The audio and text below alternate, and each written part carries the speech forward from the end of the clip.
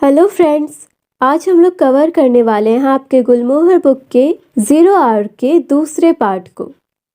पहले पार्ट में हमने देखा था कि बॉबी चोरी छुपे रॉकेट में जाकर बैठ जाता है। अब यहाँ से एक दूसरा सीन शुरू हो जाता है, यानी पैरा नंबर 28 से।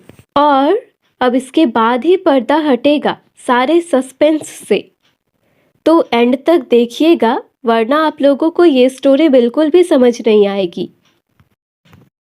यहाँ दिखाया जा रहा है कि जॉन कैंडल थोड़े लेट से घर आते हैं और अपनी वाइफ से बातचीत करते हैं। अब आप सब ये सोच रहे होंगे कि जॉन तो मून पर गए थे, फिर वे घर कैसे पहुंच गए? तो इसका आंसर भी आप लोगों को आगे मिल जाएगा। जब जॉन घर आए तो अपनी वाइफ को हाय हेलो करते हैं और उससे कहते हैं, वेल मारिया, तुमने आज रॉकेट देखा था?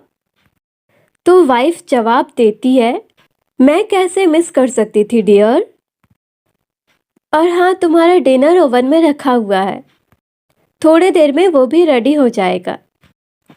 जॉन अपनी आंखें बंद करके अपने चेयर पर बैठ जाते हैं और फिर अपनी वाइफ से कहते हैं, हमने सोचा था कि रॉकेट के लॉन्च के बाद हम सब एक बड़ा सा सेलिब्रेशन करें, लेकिन वॉशिंगटन ने मना कर दिया।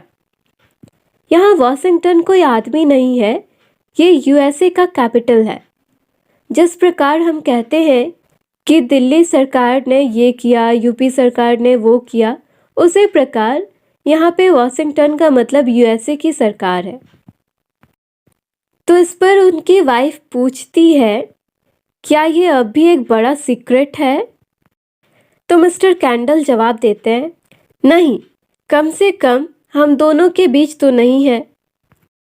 हमने मून पर एक एक्सप्लोजन रॉकेट छोड़ा है, वो लगभग 1 घंटे में मून को हिट करेगा, और अगर हम टेलीस्कोप से देखें तो ये एक्सप्लोजन हमें पर्पल कलर का दिखाई देगा।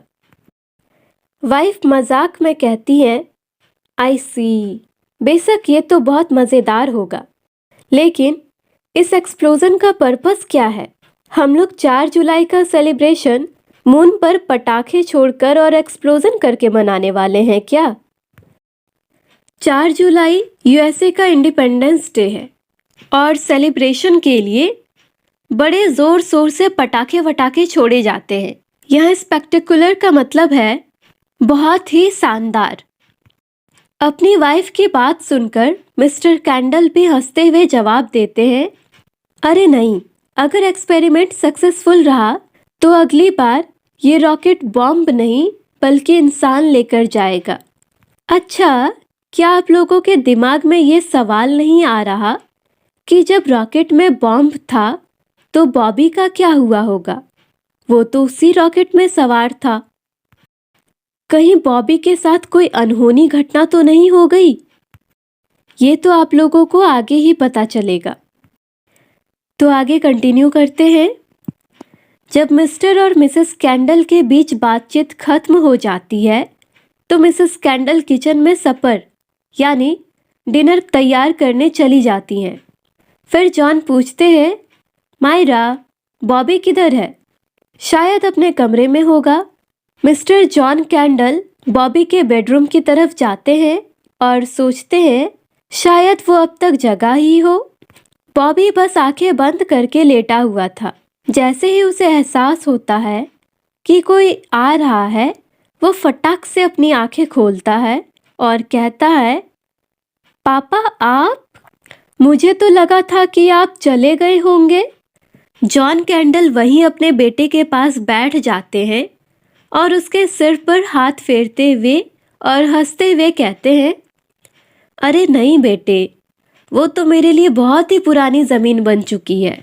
फिर पिता बेटे से पूछते हैं, क्या तुमने रॉकेट ब्लास्ट देखा था? बॉबी थोड़ा सोचते हुए कहता है, हाँ, कुछ तो था, और वो चांद पर गया है ना? जॉन स्माइल करते हुए कहते हैं, हाँ, और फिर सोचते हैं, बच्चों से कुछ भी छिपाया नहीं जा सकता। It's just impossible. वो आगे फिर बॉबी से कहते हैं, और तुम्हारे मून रॉकेट का क्या हाल है?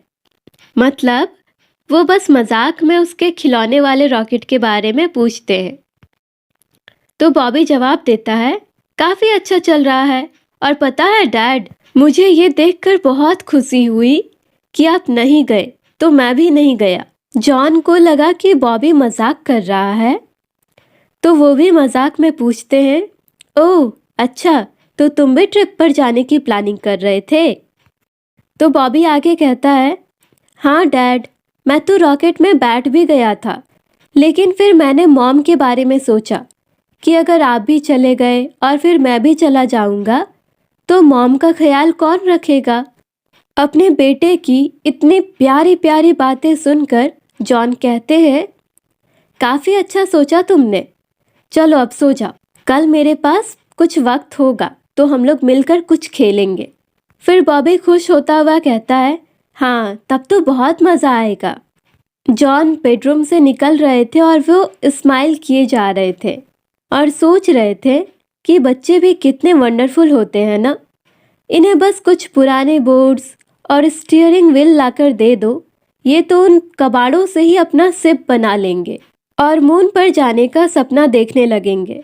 कितनी खूबसूरत है इनके सपनों की दुनिया, और ये बहुत ही बुरी बात है कि उन्हें बस इन्हीं सपनों से काम चलाना पड़ता है और इन्हीं कबाड़ों के साथ खेलना पड़ता है। ये कहानी यहीं पे एंड होती है और मुझे लगता है कि आप लोगों को लास्ट में थोड़ा सा कंफ्यूजन हुआ होगा, तो मैं इसे अभी दूर किए देती हूँ।